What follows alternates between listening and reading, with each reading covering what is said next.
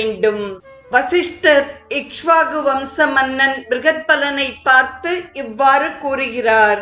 ஆதித்ய பூஜையில் தூபம் முதலியவற்றை சொல்கிறேன் கேள். முதலில் ஸ்நானம் செய்து நாம் பூஜையை ஆரம்பிக்க வேண்டும். ஜலத்திலிருந்து எப்பொழுதும் ஆச்சமனம் செய்யக்கூடாது. ஜலத்தில் சூரியன், அக்னி, நாகதேவி, சரஸ்வதி ஆகியோர்கள் வசிக்கிறார்கள். ஜலத்திலிருந்து ஆச்சமனம் செய்தால் ஜலத்தையும் அவர்களையும் அசுத்தம் செய்வதாகும். ஆச்சமனம் செய்யாமல் செய்யும் காரியங்கள் எல்லாம் பயனற்றவை. ஆச்சமனம் மனிதனை சுத்தமாக்கும். ஆலயத்திற்குள் செல்லும் பொழுது நம் தலைமுடியிலிருந்து நீர் பூமியில் சொட்டாதபடி தலையை துடைத்துக் கொண்டு இறைவனுக்கு தூபம் காட்ட வேண்டும். கையில் பூக்களை எடுத்துக்கொண்டு அந்த தூபத்தின் மேல் காட்டி இறைவனுக்கு அர்ப்பணம் செய்ய வேண்டும்.